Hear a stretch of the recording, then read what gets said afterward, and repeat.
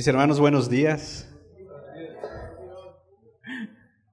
Qué gusto poder saludarles, verles. ¿Cómo están? ¿Cómo están, hermanos? ¿Cómo era la respuesta? Bendecido, prosperado y en victoria. Pues vamos a ir hablando de eso entonces, porque como que nos cuesta un poquito. Hermanos, bienvenidos a todos a Iglesia Reformada 242. Somos iglesia porque para nosotros iglesia no es el lugar donde nos reunimos. Iglesia es todos aquellos que por la gracia de Dios han nacido de nuevo. Es decir, iglesias son personas, no son lugares físicos. Y somos reformados, ¿por qué, hermanos? Porque nos gusta el café con pan. Decimos que somos reformados porque dentro de nuestra confesión de fe descansamos, por ejemplo, en las 5 solas de la Reforma. ¿Cuáles son? Sola Escritura, la Biblia es la palabra de Dios. Piensa en un templo, fundamento, sola Escritura, la Biblia es la palabra de Dios. 3 columnas, sola gracia, la salvación es por gracia únicamente, es un regalo, no lo podemos ganar, ¿estamos de acuerdo? Sola fe, es por fe únicamente, no es por obras. Y solo Cristo, porque solo Cristo salva, amén. Y ahora pongámosle el pináculo a esta construcción, el techo, lo que apunta, solo a Dios la gloria, todo es para la gloria de Dios. Y la otra parte donde también descansa nuestra confesión de fe son las doctrinas de la gracia.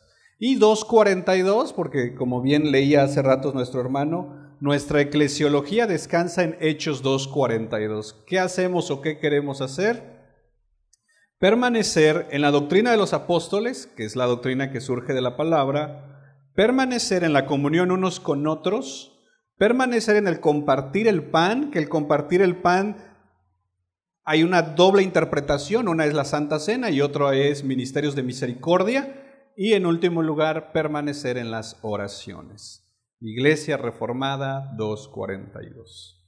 Bienvenidos a todos y vamos a abrir nuestras Biblias en Primera de Juan, capítulo 5, verso 1 al 5. Y hoy concluimos estos versículos y la próxima ocasión avanzamos del versículo 6 en adelante. Gracias a Dios, ya estamos en la recta final de Primera de Juan. Ha sido un buen tiempo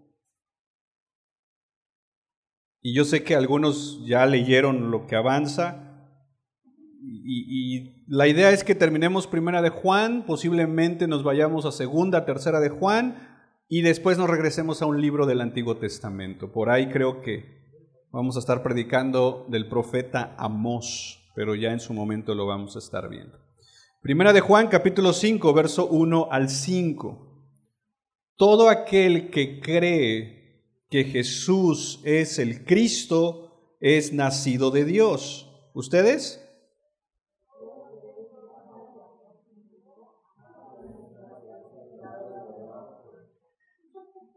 Yo supongo que traen varias versiones, ¿verdad? Es por eso. Verso 2. En esto conocemos, juntos,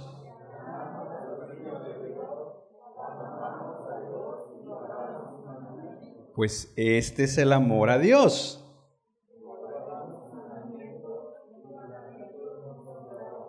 Porque todo lo que es nacido de Dios vence al mundo, y esta es la victoria que ha vencido al mundo, nuestra fe. ¿Quién es el que vence al mundo? ¿Tú crees que Jesús es el Hijo de Dios? Según la Biblia, entonces eres un... Ahí está el verso 5. ¿Quién es el que vence al mundo? ¿Tú crees en el Hijo de Dios? Según verso 5, ¿qué eres? Eso. Vamos a orar. Padre bendito, gracias por esta hermosa y calurosa mañana. Gracias por regalarnos la bendición de estar acá, Padre. De verdad, si fuera por el peso de los problemas, por el peso de las situaciones, por el peso de los desiertos, muchos ni siquiera hubiéramos podido salir de nuestras camas esta mañana, Padre. Pero el hecho Que estemos acá, Padre, es obra de tu Santo Espíritu fortaleciéndonos, animándonos, levantándonos, llevándonos, Señor, guiándonos. Y Padre, te damos gracias por ello. Gracias por regalarnos esta preciosa bendición, Padre. Te pedimos también, Señor, por los que no pudieron venir por una u otra circunstancia, Señor, esperemos que pronto se puedan sumar ya al servicio. Y Señor, gracias, como bien decía nuestro hermano David, gracias por bendecirnos a través de las ofrendas con 10 sillas también más, Señor. Padre, gracias por lo que estás haciendo en tu iglesia. Gracias, Señor, porque nos recuerda que es tu obra, Señor, no es nuestra iglesia, es tu iglesia, Señor. Y de verdad, Padre,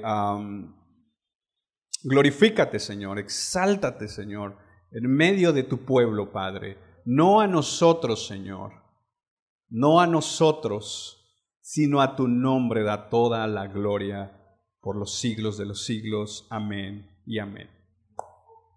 Hermanos, estos versículos los habíamos bosquejado bajo 3 encabezados. Los vencedores creen, ¿se acuerdan? Hace 2 semanas.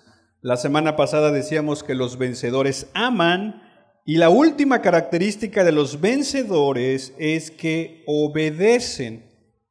Y vamos a enfocarnos en el versículo 3. La primera semana nos enfocamos en el versículo 1, 4 y 5. Y agarramos esa unidad de versículos por la línea de pensamiento. Decíamos que los vencedores creen específicamente que Jesús es el Cristo, es decir, que tienen una cristología bíblica. Concluíamos también que el hecho que confesemos que Jesús es el Cristo es una obra de Dios en nosotros. La semana pasada, enfocados en el verso 2 y parte del verso 1, decíamos que los vencedores aman a Dios, aman a la iglesia y aman la palabra de Dios. Entonces enfoquémonos en el versículo 3. Pues este es el amor a Dios. ¿Cuál es el amor a Dios, hermanos? ¿Que guardemos? La pregunta que yo te hago es, ¿y cómo son los mandamientos de Dios? ¿Cómo dice el texto? ¿Así lo sientes tú?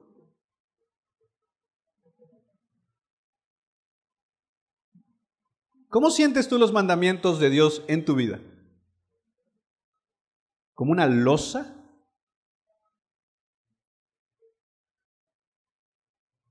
¿O como dices, no, a mí me encanta obedecer a Dios? Juan está diciendo que no son. Lo primero que quiero que veamos es la conexión entre amar a Dios y la palabra de Dios. Este es el amor a Dios, dice, que guardemos sus mandamientos. Hay una conexión que debemos de identificarla. Hermanos, Dios no está separado de su palabra. Dios no está desconectado de su palabra.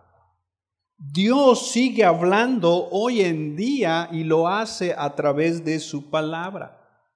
¿Quieres conocer a Dios? Dios se ha revelado en su palabra. Mis hermanos, Dios le ha dado un gran valor a su palabra. Miremos un texto, Salmo 138, verso 2. Mira lo que dice. Me postraré hacia tu santo templo, Salmo 138, 2. Y alabaré tu nombre por tu misericordia y tu fidelidad. Y mira lo que termina diciendo, porque has engrandecido tu nombre, ¿y qué más? Y tu palabra sobre todas las cosas. Dios ha engrandecido 2 cosas sobre todas las cosas. Su nombre y su palabra. La Nueva Traducción Viviente, si alguien la trae, te darás cuenta que dice, porque tus promesas son respaldadas por el honor de tu nombre. Esto es increíble, hermanos. Las promesas de Dios, la palabra de Dios está directamente conectado con el nombre de Dios. Dios le da un gran valor a su palabra. Si Dios no desconecta su nombre, su gloria de su palabra, hermanos, nosotros no tenemos que hacerlo. Si Dios ha dicho que su palabra tiene el valor que tiene su nombre, nosotros no deberíamos de minimizar su palabra. Pero muchas veces lo hacemos. Y el claro ejemplo es que muchos de nosotros, me voy a poner en primera persona, pasamos muy poco tiempo en la palabra de Dios.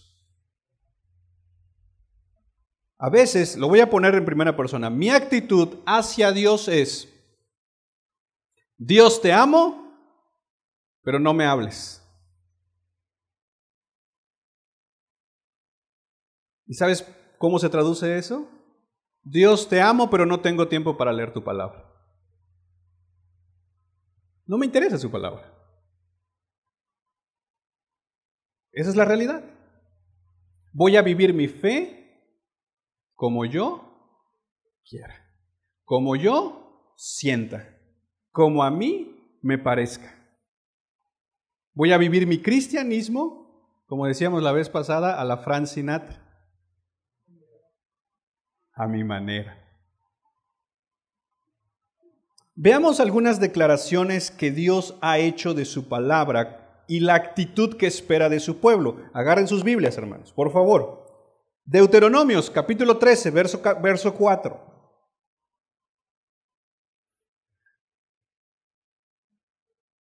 Que se desentuma el dedo, hermanos. Deuteronomios, capítulo 13, verso 4. Deuteronomio está en el Antiguo Testamento, hermanos. Es que,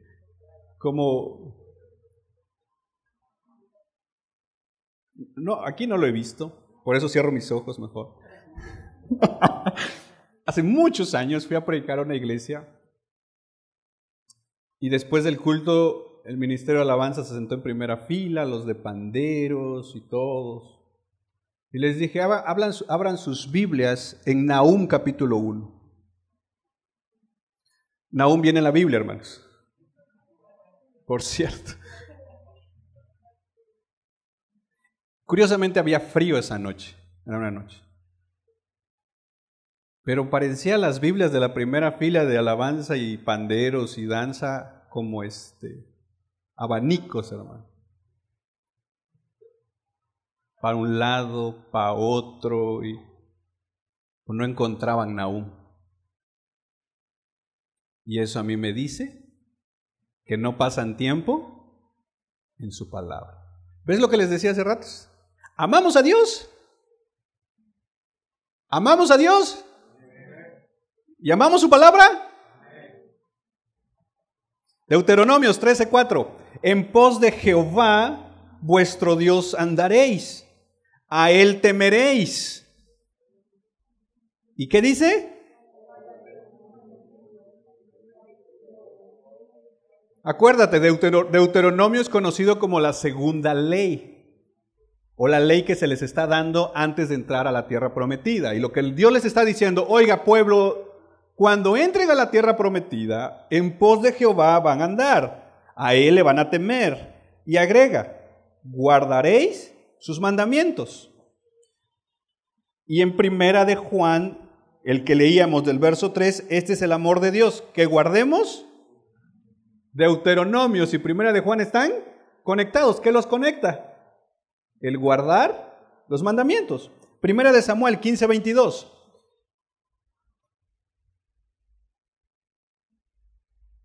Y Samuel dijo, aquí le está hablando a Saúl, ¿se complace Jehová tanto en los holocaustos y víctimas como en que se obedezca a las palabras de Jehová? Ciertamente, ¿qué cosa? ¿Es mejor que qué? ¿Y el prestar atención? Mira lo que dice el profeta, para Dios es mejor obedecer que el sacrificio. Y muchas veces para nosotros, ¿qué es más fácil? ¿El obedecer o el sacrificio? Sacrificio. Porque a veces el sacrificio, ¿sabes qué hace? Calma nuestras conciencias. Dices, la regué esta semana, pero voy a llevar una buena ofrenda. Eso calma la conciencia. Eclesiastés 12:13. El fin de todo el discurso oído es este: teme a Dios y guarda sus mandamientos. Ahora, ¿esto se quedó en el Antiguo Testamento? No, ya lo vimos en 1 de Juan 5:3. Pero veamos al Señor Jesús hablando. Juan 14:15. Si me amáis, ¿cuántos aman al Señor? ¿Y qué debemos hacer? ¿Ven la conexión amor-palabra? Juan 14:21. El que tiene mis mandamientos, ¿quién tiene los mandamientos de Dios? Su pueblo, nosotros. Entonces, tú tienes el mandamiento de Dios y luego dice, y los guarda.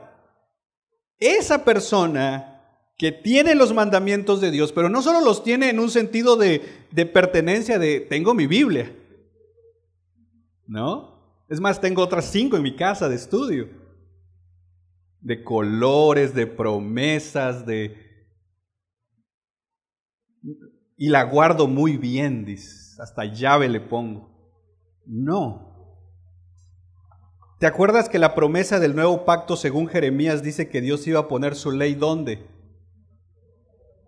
En nuestros corazones. Entonces dice aquí el Señor, si tienes los mandamientos, y luego agrega, y los guarda, ese es el que me ama. ¿Y el que me ama, qué será? Wow. Y este es el Señor Jesús hablando. Y yo le amaré y me manifestaré a Él. Juan 15:14.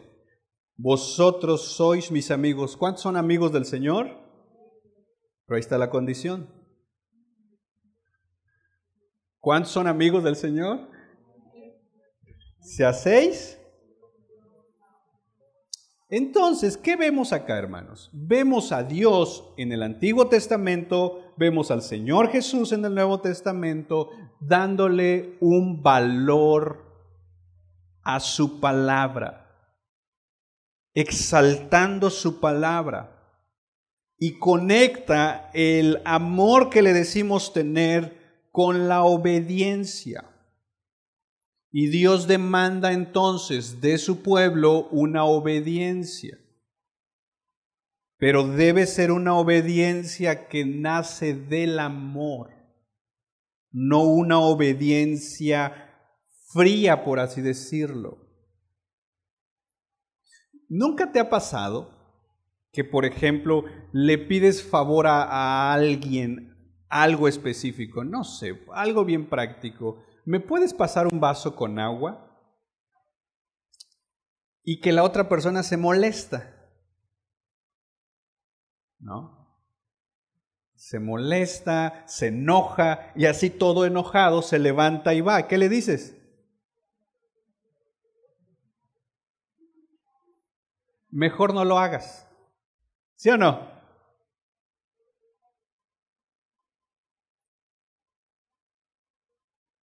La obediencia que demanda el Señor debe ser una obediencia que nazca del amor, no una obediencia fría. Ojo, y ahorita vamos a ver un poquito de esto también, porque si no entendemos bien esto, nos vamos a ir hasta el otro extremo, que el otro extremo nos encanta también. Ya me fui mucho.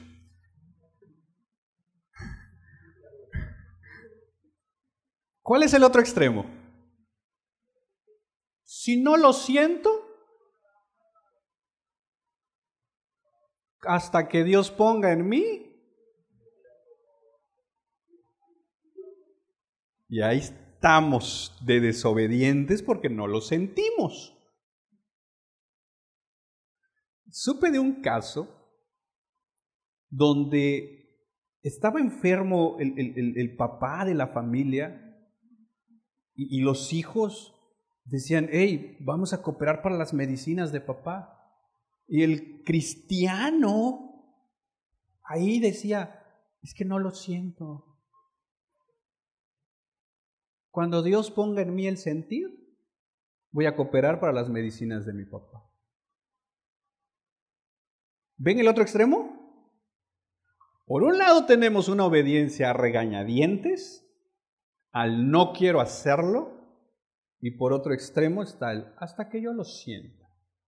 Cuando el Señor me lo haga sentir, pero ahí está en su palabra. Sí, pero lo tengo que sentir. Y esos son los extremos que tenemos aquí. Pero ahí hay un asunto que debemos entonces entenderlo.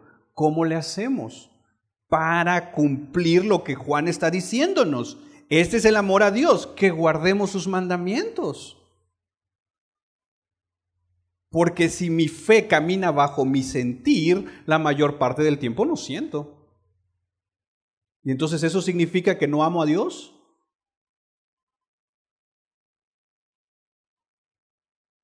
El Dios eterno y glorioso nos ama, mis hermanos.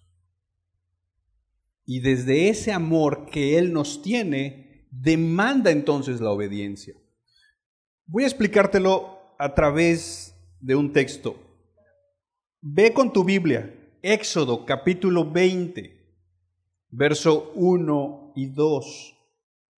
Y voy a detenerme ahí unos minutos porque quiero que esta mañana salgamos animados a buscar la ayuda de Dios para obedecer los mandamientos de Dios.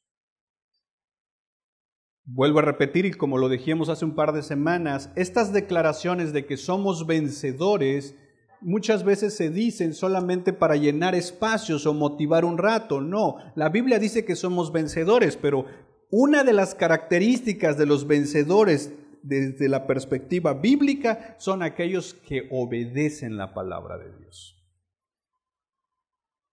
Éxodo 20, verso 1 y 2. Y habló Dios todas estas palabras diciendo, hermanos, ¿por qué es famoso Éxodo 20? Por los 10 mandamientos, ¿estamos de acuerdo? Verso 2. Yo soy Jehová tu Dios, que te saqué de la tierra de Egipto, de casa de servidumbre. Detengámonos ahí. Estos versículos, como les decía, están antes de los 10 mandamientos. Y muchas ocasiones, muchos de nosotros a estos 2 versículos los hemos ignorado o no les hemos dado el real valor que estos tienen. Y estos versículos, mis hermanos, son tan importantes como los 10 mandamientos. Si tú desconectas estos versículos que acabamos de leer de los 10 mandamientos, estás en un problema. Y lo peor de todo es que ese problema lo terminamos llevando a más personas. Y ahorita te voy a explicar por qué. Y regálame tu atención, de verdad, le pido al Señor la gracia para tratar de explicar esto, porque voy a meterme un poquito con un par de palabras que espero explicarlas bien. En teología, y específicamente, como diría el pastor Bryan Chapell, en la teología bíblica, y Pablo nos enseña mucho de esto, pero en general en la Escritura hay 2 elementos que debemos de conocerlo cuando estudiamos la Biblia, ya sea para tus devocionales, ya sea para tu estudio, tu lectura, y ni se diga cuando vayas a predicar. Y estos 2 elementos se les conoce como indicativos y imperativos. Indicativos creo que los teníamos ahí, ¿no? Indicativos y los imperativos. Y quiero explicarte qué es esto, porque quiero que cuando leas tu Biblia y lo ubiques esto, seas movido a lo que Juan nos está llamando a hacer, a guardar los mandamientos de Dios. ¿Sale? Regálame tu atención entonces. ¿Qué es un imperativo? La Escritura está llena de imperativos y los imperativos no son otra cosa más que los mandamientos de Dios, lo que Dios está pidiendo que hagamos, lo que debemos hacer por Dios y para Dios. Entonces, imperativo es lo que Dios te está diciendo que hagas. Indicativos. Los indicativos son todas aquellas declaraciones que nos describen quiénes somos en nuestra relación con Dios por la obra de Cristo. Imperativos, mandamientos. Indicativos, quiénes somos, tiene que ver con nuestra identidad y tiene que ver entonces con lo que Cristo hizo. Y ahorita vamos a ver algo en la práctica. Por ejemplo, estas semanas hemos estado viendo que los vencedores creen en Cristo, aman a Cristo y obedecen a Cristo. ¿Estamos de acuerdo? Estas tres cosas, ¿dónde entran? ¿Imperativos o indicativos? Imperativos. Porque se nos está demandando, la Escritura nos demanda que debemos creer en Cristo, que debemos amar a Cristo y que debemos obedecer a Cristo. Esos son los mandamientos. ¿Cuál es el indicativo? Lo que Cristo hizo por nosotros. Por eso el texto, desde el versículo 1 dice, todo aquel que cree que Jesús es el Cristo es nacido de Dios. ¿Qué está diciendo Juan? Cree, ama, obedece, porque ya eres hijo de Dios. No sé si me explico. Mandamientos, imperativos, cree, ama y obedece. Indicativo, ¿por qué? Porque ya eres hijo de Dios. Ojo, no obedezcas estos mandamientos para ser hijo de Dios. Obedece porque ya eres hijo de Dios. No sé si me explico. Más o menos, ¿verdad? Y aquí es donde nos emproblemamos muchos de nosotros, cuando invertimos estas cosas. De hecho, la religión invierte estas cosas. ¿En qué sentido? La religión es, haz esto, haz aquello, haz lo otro y haz todo esto para que entonces Dios te ame o Dios te salve. Y entonces el empuje de mi obediencia no es el amor, no es el agradecimiento. El empuje de mi obediencia es buscar ser aceptado por Cristo, o bien es el miedo. ¿A dónde? Al infierno. ¿Por qué le obedeces al Señor? Porque si no, va a estar duro. ¿Ves el motor de nuestro corazón? Es más, ¿por qué te quieres ir al cielo? Porque no me quiero ir allá. Ah, entonces no es por Cristo. Ah, pues sí. Pues ya que está ahí, pues ya. Ahí lo visito un par de veces. ¿Ven cómo nuestro corazón, lo voy a poner en primera persona, ven cómo el corazón se pervierte? Lo que hacemos como cristianos debe de tener el fundamento en lo que somos por la obra de Cristo. No hacemos las cosas para entonces ser cristianos. Te lo pongo desde esta perspectiva. ¿A algunos de ustedes les ha tocado trabajar o saber de personas que trabajan, llegan, piden un empleo en una empresa y los ponen a prueba un tiempo? No sé si les ha tocado a veces en algún negocio que también les ponen como un chaleco que dicen entrenamiento o algo así, no sé si lo han visto. o a prueba.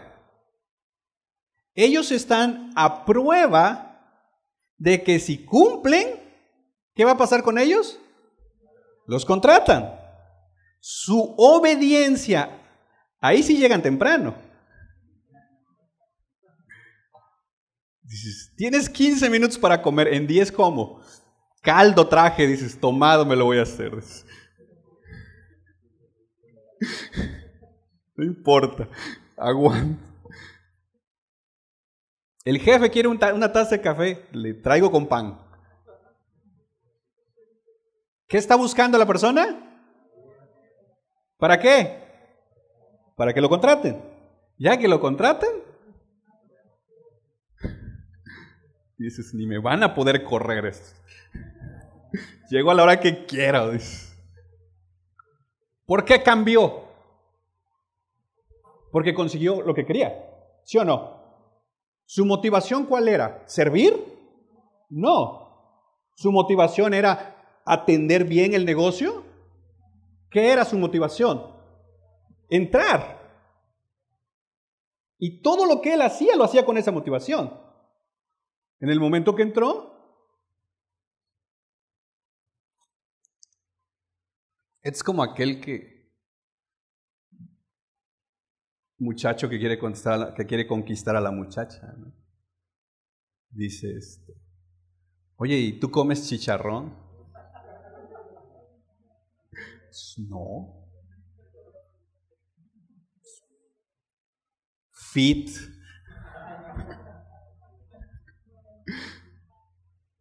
Pura verduras, dice. Porque sabe que la muchacha no come chicharrón y es fit, ella sí. Y ya casados, allá por San Fernando lo ven todos los sábados en la mañana.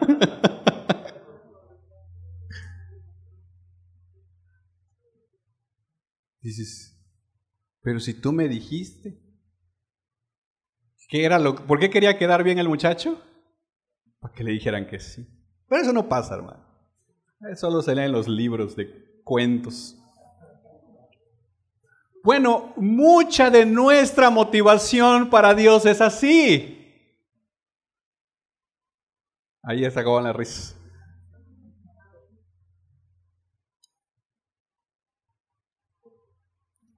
Tengo miedo de decir lo que voy a decir, pero lo voy a decir. ¿Cuál es nuestra motivación para venir al culto? No me conteste. Porque a mí me pueden engañar. Dices, es que dijeron que para entrar a un ministerio tengo que llegar a todos los cultos. Es que dijeron que para ser miembro tengo que hacer esto. Y es que dijeron que para lograr esto tengo que hacer esto. Pero entonces, si no pusieran esa meta delante, ¿no venimos? Ese es el detalle, hermanos, cuando invertimos los imperativos de los indicativos. Cuando el mandamiento de Dios se vuelve la motivación para yo lograr una aceptación en Cristo. Entonces, la motivación que surge a mi obediencia a los mandamientos termina siendo una motivación y hasta una obediencia manchada por el pecado. Porque obedecerle a Dios para que Dios me dé algo es pecado, hermanos. Y de una vez, lo tengo en mis notas más adelante, pero de una vez te lo digo, Dios no es un cajero automático. Tienes una tarjeta, Banco X. Lo metes al cajero. ¿Qué necesita esa tarjeta para que el cajero te dé dinero? ¿Qué necesita tener esa tarjeta? Saldo, dinero. Y para que tenga dinero, ¿qué tuviste que haber hecho primero? Un depósito. Si no, no te va a aparecer ahí. Bueno, muchos venimos con nuestras tarjetas con Dios y le decimos, Señor, ayuné, ya fui a todos los cultos, ya diezmé, ya hice esto, ya hice aquello, como diciéndole, esta es mi lista de depósitos. Ahora dame lo que yo quiero. Y entonces cuando Dios no nos da lo que queremos, ¿con quién echamos pleito? Y nos vamos. Porque nos vamos enojados diciendo, Dios no me dio lo que yo quería.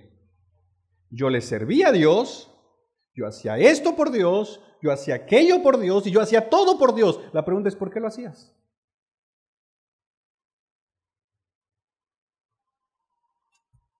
Entonces, la relación indicativos e imperativos definitivamente tenemos que conocerla en la Escritura, porque vuelvo a repetir, si no vamos a malinterpretar todo lo que vemos en la Escritura y al final nuestra obediencia termina siendo manchada o lo peor de todo es que no obedecemos la palabra de Dios. Veamos entonces el texto de Éxodo.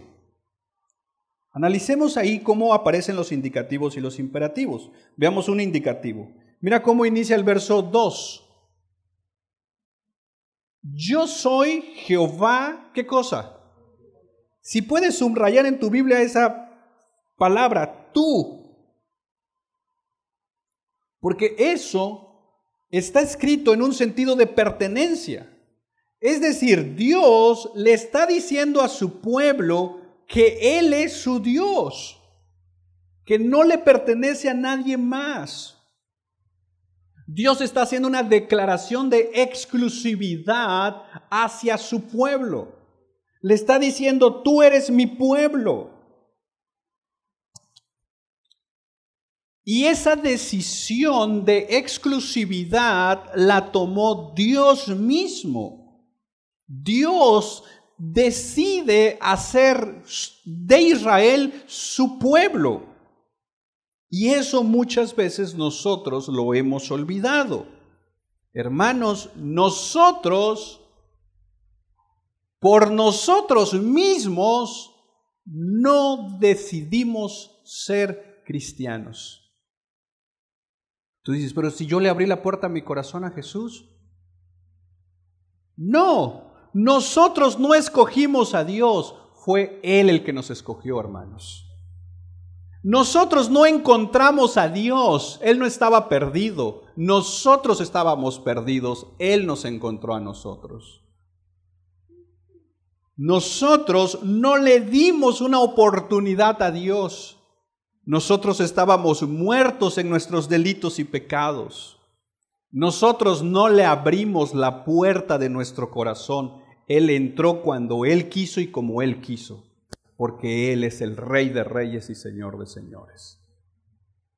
Por lo tanto, lo primero que tenemos que entender cuando vemos este texto es la pertenencia. ¿A quién le pertenecemos?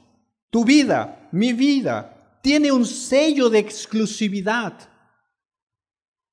Tu espíritu tiene un sello de Dios. Lo veíamos un poco en la clase de membresía del lunes cuando hablábamos un poco de este tema de ángeles y demonios. Los demonios saben quién es de Cristo. Porque ese sello, y Pablo dice específicamente en Efesios capítulo 1 que el sello de Dios en nosotros es la presencia misma del Espíritu Santo. Mis hermanos, si tú esta mañana estás en Cristo, eres de Cristo y espiritualmente el sello, Pablo también usa este lenguaje, las arras que Él nos ha dado son la presencia misma del Espíritu Santo. Entonces, el Dios de Israel dice, yo soy Jehová, yo soy el omnipotente, yo soy el eterno, yo soy el rey, ¿y qué crees? Yo soy tu Dios. Ese es el primer indicativo. Y a veces nosotros lo pasamos por alto. No vayamos a los mandamientos antes. Tenemos que entender esta verdad bíblica. Pertenecemos a Dios. Somos de Dios. Estamos sellados por Dios. Fuimos salvados por Dios. Y tenemos una esperanza que descansa en la obra de Dios. Pero hay otro indicativo. Ahí mismo, verso 2. Mira lo que dice. Que te saqué de la tierra de ¿dónde? ¿Qué está diciendo Dios? Yo soy tu Dios y he hecho algo por ti. Tú estabas en Egipto. Tú estabas esclavizado. Y de cierta manera Egipto es una figura del mundo. Tú estabas en el mundo. Tú estabas perdido. Tú estabas sin esperanza. Tú estabas sufriendo. Tú estabas en casa de servidumbre. Efesios capítulo 2 dice que nosotros estábamos bajo el príncipe de la potestad del aire, el espíritu que gobierna hoy en día. ¿Quién es? Satanás. Ahí estabas. Pero yo, dice Dios, que soy tu Dios, ¿qué hizo? Te saqué de ahí. Mira, quiero que veas bien el texto, porque el texto no dice, mira, te voy a dar una serie de mandamientos. Si los obedeces al pie de la letra, yo te voy a liberar de Egipto. ¿Eso dice el texto? Si obedeces mis mandamientos, yo te voy a liberar de la esclavitud. Si obedeces, si cumples todo lo que yo te voy a decir, entonces yo voy a liberarte. ¿Eso dice el mandamiento? No. El mandamiento es bien claro. Yo te saqué de Egipto. Yo ya lo hice. El tiempo está en tiempo pasado. En el verbo. Yo te saqué, ya lo hice. Es más, esto se lo está dando en el desierto. No se los está dando en Egipto. Ya Dios obró. Ya Dios los sacó de ahí. Y los sacó con milagros y maravillas. Con las plagas terribles sobre Egipto, abriendo el mar en dos. Ellos vieron la gloria de Dios, ellos vieron la salvación de Dios, y ahora dice Dios, yo te saqué. Yo hice esto. ¿Cuáles son los indicativos? Yo soy tu Dios y yo ya hice algo por ti. Yo ya te salvé. Esos son los indicativos. Después de dar los indicativos, ahora sí, vienen los imperativos, los mandamientos. Lo que ahora te demando que tú hagas por lo que yo ya hice. Porque un pueblo que entiende quién es Dios y lo que Dios ha hecho, es un pueblo agradecido. ¿Cómo te sientes cuando una persona hizo un favor por ti? Que algo que tú necesitabas mucho. Un momento que tú tenías una gran necesidad, sea económica, sea de mover, no sé, lo que tú quieras. Y alguien te apoyó. ¿Cómo te sientes? ¿Y qué le dices a la persona? Muchas gracias. Y luego hay un como ofrecimiento, ¿sí o no? Cuando tú ocupes, avísame. ¿Por qué? ¿Por qué no se lo dijiste antes? ¿Qué te movió? El agradecimiento por lo que hicieron por ti. Hermanos, muchos de nosotros hemos olvidado lo que Dios ha hecho por nosotros. Por eso, a veces nuestro corazón no está lleno de agradecimiento.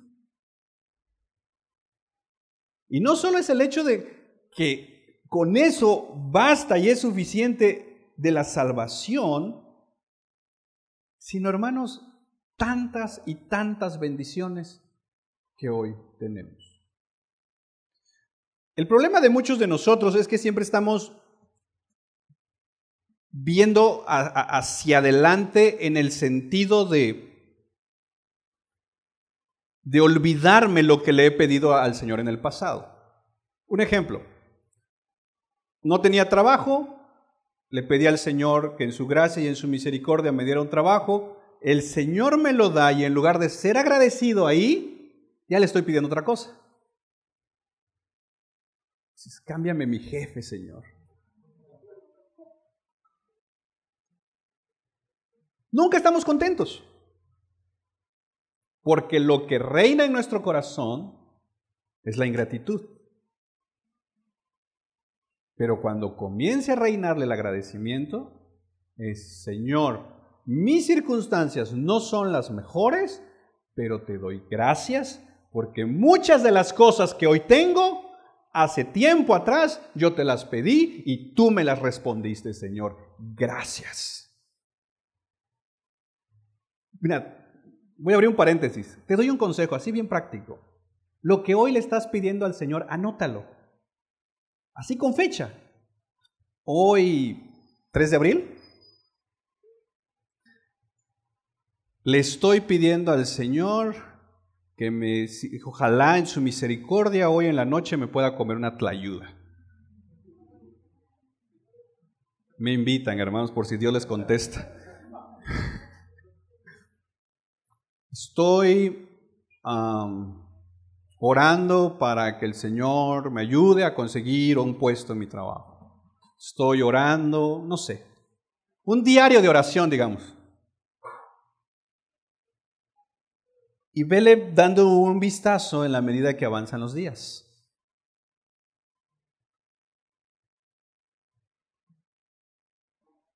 Y te darás cuenta que en algún momento muchas de esas cosas Dios te las va a conceder por su misericordia. Y habrán cosas que Dios no te las va a dar, pero al pasar el tiempo le vas a decir: yo le pedí eso al Señor, ni me acuerdo. Pero Señor, qué bueno que no me las diste, porque si me la hubieras dado en ese momento, saber en qué problemas estuviera yo metido. Señor, gracias por cerrarme las puertas también, porque eso es una bendición. Gracias, Señor, por esta situación, que en el momento no la entendía, dolió mucho, pero hoy, Señor, veo tus misericordias. Gracias. Y el corazón agradecido va a ser movido a obedecer los imperativos, los mandamientos. Venimos a la iglesia porque estamos agradecidos con Dios y su palabra dice que no nos dejemos de congregar. Y quiero obedecer su palabra porque estoy agradecido con Dios. Y no es como ya viene Semana Santa, hay que ir a todos los cultos para que entonces me dé algo después.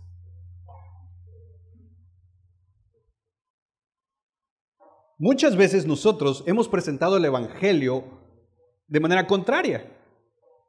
Obedece, entonces Dios te va a salvar. Obedece, entonces Dios te va a bendecir. Obedece, entonces Dios te va a dar regalos. Y nuestro corazón pecaminoso ha hecho de Dios un tipo, como esta idea de un tipo Santa Claus. ¿Qué le dicen a los niños cuando llega diciembre? ¿Quieres un regalo? No, y esa es la técnica, es la estrategia. En esas fechas ya es de como, si no te portas bien no te van a traer nada. La motivación de la obediencia es algo que voy a conseguir. Y a veces presentamos el Evangelio de esa manera. Haz esto, haz lo otro, haz aquello, entonces Dios te va a salvar. No. Dios primero salva y de ahí sí demanda obediencia. ¿Por qué? Porque ya nos dio todo para poder hacerlo. De entrada nos ha dado su presencia. Nos ha dado su palabra Y si de por sí la obediencia es demandada por ese amor, Dios nos ha dado promesas. Por si fuera poco lo que ya Dios hizo, ahora nos dice que hay promesas hermosas para nosotros. El pastor Bryan Chapell dice, y esto es un consejo para los predicadores, pero también cuando presentemos el Evangelio, este es un consejo en general para todos. Un mensaje que martilla con imperativos durante 35 minutos y luego termina diciendo, pero recuerda, Jesús te ama, no entiende cómo funciona el corazón humano. Un mensaje que dice, mira, tienes que hacer esto, no hacer aquello, no hacer lo otro. Estos mensajes como bien legalistas. Y luego nada más como una etiqueta, pero Jesús te ama. Es no entender el corazón humano. Por el otro lado, un mensaje que solo habla del amor de Jesús. Vive como quieras, Cristo te ama. Eso es no entender cómo es nuestro corazón tan propenso a usar la gracia para evitar la obediencia. Son los extremos. Caer en un legalismo o abaratar la gracia y caer en un liberalismo y vivir como querramos, porque Jesús me ama. Y por el otro lado es vivir una vida cristiana infeliz en el sentido de no lograr entrar en la plenitud del amor de Dios porque sentimos que nunca logramos obedecer al 100%. Debemos de ser equilibrados. Los imperativos, los mandamientos, cuando tú estés en tu devocional viendo y digas, wow, la palabra me está pidiendo que yo haga esto, sigue leyendo porque ya sea que antes del mandamiento o durante el proceso del texto vas a encontrar el indicativo, es decir, Dios te está pidiendo que hagas eso, pero también te está diciendo, yo estoy contigo. Eso que te estoy pidiendo que hagas no estás solo, mi presencia está contigo. Yo te respaldo, yo te ayudo, yo te fortalezco, yo te capacito, yo te proveo. Anímate, da el paso de fe, como decíamos el miércoles. Lo hermoso de los mandamientos de Dios es que se nos demandan como resultado de lo que Dios ha hecho. Por ejemplo, veamos, como les decía, estos ejemplos por un lado, un legalismo. Mateo 23, del 1 al 4. Entonces habló Jesús a la gente y a sus discípulos diciendo, en la cátedra de Moisés se sientan los escribas y los fariseos. Así que todo lo que os digan que guardéis, guardadlo y hacedlo. Mas no hagáis conforme a sus obras, porque dicen y no hacen. Verso 4, mira lo que dice. Mira cómo eran los fariseos. Atan cargas pesadas y difíciles de llevar y las ponen sobre los hombros de los hombres, pero ellos ni con un dedo quieren moverlas. Cuando yo agarro los imperativos sin el indicativo, es lo que estoy haciendo, poniendo cargas sobre los otros que ni yo quiero llevar. Hay que ayunar, ayunen. Y yo no lo estoy haciendo. Hay que hacer esto, hay que hacer lo otro, y hay que hacer aquello, y hay que hacer esto. Y yo no lo estoy haciendo. Claro que hay cosas que hacer. Claro que hay disciplinas espirituales que debemos de practicar. Pero no nos olvidemos de los indicativos.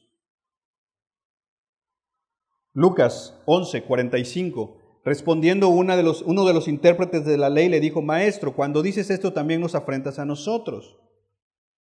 Y él dijo, ay de vosotros también intérpretes de la ley. Mira lo que les dice nuevamente. Porque cargáis a los hombres con cargas que no pueden llevar, pero vosotros ni aun con un dedo las tocáis. Cuán fácil es demandar que los otros hagan lo que a veces nosotros no queremos hacer. Pero ahora miremos las palabras del Señor Jesús, porque estos son los fariseos. Y algunos nos parecemos un poco. Mateo 11, verso 28. Venid a mí, todos los que estáis trabajados y cargados, y yo os haré descansar. Bueno, ¿te acuerdas que a los fariseos Jesús les dijo, ustedes ponen pesadas cargas? Imagínate a un hombre con una carga pesada de los mandamientos de Dios. Ay, es que tengo que hacer mi devocional. Y me dijeron que si lo hago a las 3 de la mañana hay algo que vale más. Tengo que hacer esto, tengo que hacer aquello, tengo que hacer lo otro, y tengo que.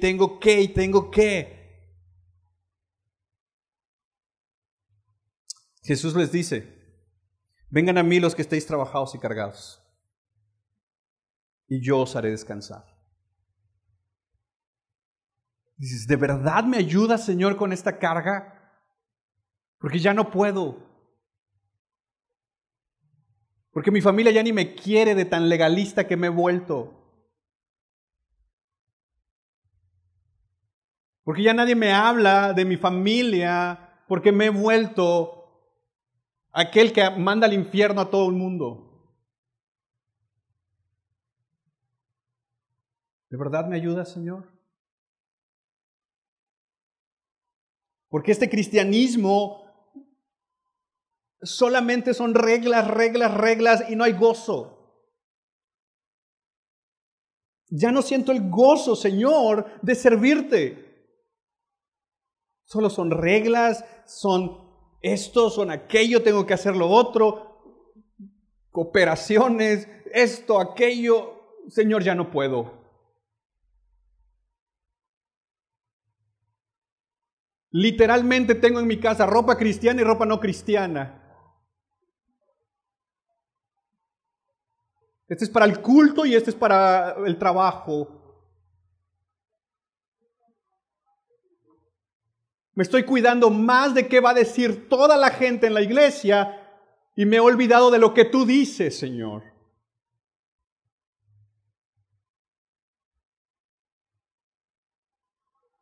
Estoy cansado. Y Jesús dice, ven, yo quiero hacerte descansar. Y ojo, si el texto terminara ahí, la escena entonces que tuviéramos, no estoy muy de acuerdo como John Bunyan lo pone, pero vamos a ejemplificar un poco. ¿Han leído El Progreso del Peregrino? Léanlo, por favor, que les quede de tarea esta semana. Está gratis, lo pueden descargar gratis. Hay hasta película, hermano. El progreso del peregrino va literalmente con una carga, el peregrino. Y avanza, y avanza, y avanza, y avanza. Y hay un momento donde esa carga se le es quitada. Yo ahí no estoy de acuerdo porque si el peregrino conoció a Cristo desde antes, ahí se le tuvo que haber sido quitada. Pero bueno, el punto es que muchos en la iglesia cristiana, siendo ya cristianos, seguimos cargando estas cosas. Vamos a ponerlo desde esta perspectiva, como esta carga de la religiosidad. Y ahí estamos. Si yo me quedo con Mateo 11, 28, donde Jesús me dice, ven, si estás trabajado, si estás cargado de la religión, si estás cargado de legalismo, si estás cargado de tus problemas, si estás cargado de estas cosas, mira, tráemelas tus cargas. Digo, Señor, gracias porque ya no aguanto. Las depositas, ¿y ahora qué? Porque sin una dirección, y lo vimos hace algunas semanas, no sabemos qué hacer con la libertad. Y muchos nos hemos ido al otro extremo de caer en un liberalismo que termina autoengañándome. Ya soy salvo, puedo vivir como quiera. ¿A eso nos llamó el Señor? No. El hipercalvinismo es lo que dice. Salvo siempre, salvo. Y vive como quieras.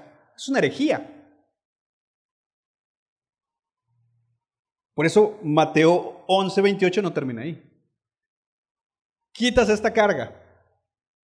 Y ahora el Señor te dice, llevad mi yugo sobre vosotros.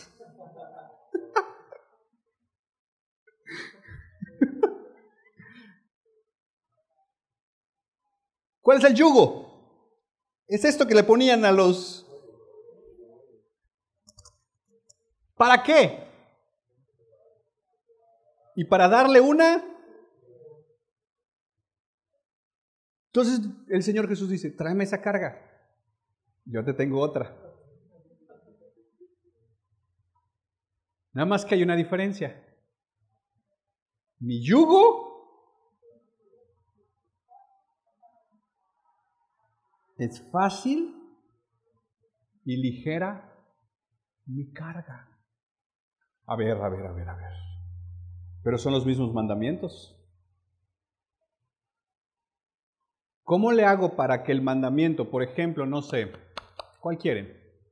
Uno que digas, este me cuesta mucho. No robarás, ¿no? No matarás. Hermanos, vamos a poner uno que es que me da miedo poner estos ejemplos porque luego van a decir, el hermano ya está pidiendo paga. No darás falso testimonio. Gracias. ¿Cómo le hago para cumplir ese mandamiento en el hecho de que eso no se vuelva una carga a cumplir ese mandamiento con gozo? Porque el mandamiento es el mismo. Y no lo vamos a desaparecer. Porque los 10 mandamientos son parte de la ley moral de Dios que atraviesa toda la Biblia. Jesús nos dice, aprended de mí, que soy manso y humilde de corazón. Mientras los fariseos decían pero no hacían, Jesús está diciendo, aprende de mí. Yo soy tu ejemplo. ¿Y cómo es Él? Manso y humilde. Por cierto, un comercial, el Ministerio de Misericordia va a iniciar un estudio bíblico del libro Manso y Humilde.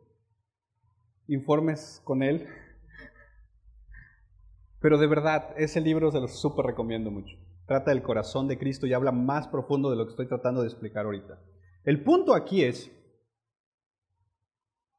que imagínate que este es el yugo que ahora el Señor Jesús está poniendo. Dice, lleva mi yugo, lleva mis mandamientos, porque es fácil y ligera mi carga. La diferencia del fariseo cuando ponía el yugo de los mandamientos era, que Dios te bendiga, a ver cómo le haces. Ahora Dios dice, yo te llevo en mis manos. ¿No, ya no puedes? Pídeme fuerzas, yo te voy a dar nuevas. ¿Te está costando? Pídeme ayuda, mi espíritu está contigo. ¿Necesitas descansar? Descansa. ¿Necesitas llorar? Aquí está mi presencia, llora. Siente el dolor que necesitas sentir. Y después vendrá mi gozo, porque la noche no dura para siempre. En la mañana también vendrá mi gozo. Hermanos, cuando Jesús dice, llevad mi yugo y hallaréis descanso, nos está recordando de que el llamado a obedecer no es un abandono de un padre que dice, órale, obedéceme, no. Es un acompañamiento de un padre que nos ama diciendo, aquí estoy contigo. Sé que te vas a equivocar, sé que vas a fallar, sé que la vas a regar, sé que te vas a equivocar muchas veces, pero aquí estoy contigo porque yo he determinado una cosa, yo soy tu Dios. Y yo he determinado amarte con amor eterno. Tu obediencia no determina mi amor por ti. Al final, tu obediencia lo único que hace es mostrarme cuán frágil es tu amor por mí. Sé cuánto te cuesta obedecerme, sé cuánto te es difícil obedecerme, pero ahí en tu esfuerzo yo he estado contigo, yo te he fortalecido, yo te he ayudado y por eso podemos unirnos con el profeta para decir, hasta aquí, hasta hoy, el Señor nos ha ayudado. A Él sea la gloria, hermanos. Romanos 12:2. no os conforméis a este siglo, sino transformaos por medio de la renovación y entendimiento, para que comprobéis cuál sea la buena voluntad de Dios, agradable y perfecta. Recuerda, Juan ya nos dijo, los mandamientos no son gravosos. Los mandamientos, la palabra gravoso significa que es una carga que no es difícil de llevar. Entonces, los mandamientos no son gravosos, los mandamientos son buenos, los mandamientos son agradables y los mandamientos son perfectos. Pero como decíamos al principio del sermón, a muchos de nosotros nos sigue costando obedecer, nos cuesta. Nos cuesta alinear nuestra vida a la voluntad de Dios. Nos cuesta decir que sí al mandamiento de Dios. ¿Por qué? Porque seguimos batallando con nuestro pecaminoso corazón. Seguimos luchando, seguimos queriendo imponer nuestra razón por la voluntad del Señor. Pero parte de eso es nuestro pecado. Parte de nuestra desobediencia nace de nuestro pecado. ¿Y cuál es ese pecado? Es el pecado de la incredulidad. Nuestra falta de fe. Muchos de nosotros dudamos que Dios está con nosotros y a veces vemos a Dios como un observador que solamente está esperando que fallemos. Pero no es así, hermanos. El Espíritu Santo está con nosotros para apoyarnos. Por eso Juan nos dice, nuestra victoria es nuestra fe. Hermanos, los vencedores creen que Jesús es el Cristo. Los vencedores aman a Dios, los vencedores aman a la iglesia, los vencedores aman la palabra de Dios y los vencedores obedecen a Dios. Y obedecen no porque seamos muy fuertes, no porque seamos muy capaces, no porque seamos súper obedientes. No, hermanos, podemos obedecer porque Él está con nosotros. Es más, a mí se me hace hoy un excelente día para hablar con el Señor y decirle, Señor, perdóname. Perdóname porque mucha de mi desobediencia nace de no creer que tengo tu ayuda.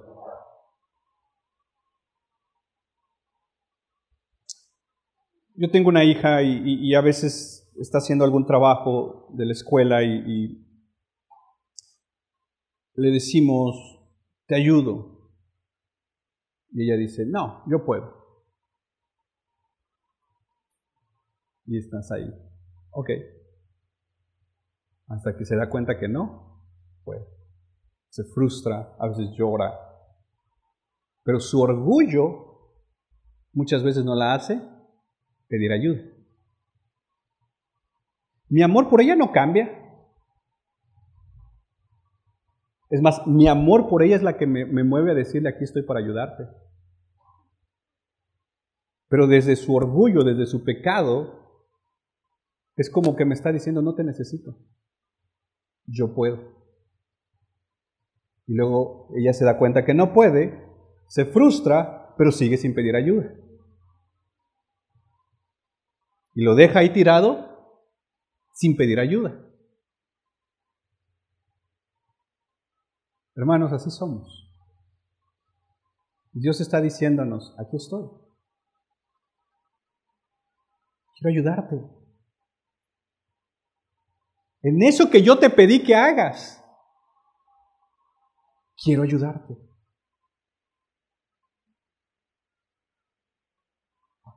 Pidamos ayuda al Señor. Vamos a orar. Padre, gracias de verdad por tu palabra. Habla con el Señor un momento, iglesia. Más allá de que el ministerio de alabanza pueda ministrar la alabanza, habla con Él. Deja que Él examine tu corazón. Deja que Él guíe tu corazón a donde tenga que guiar.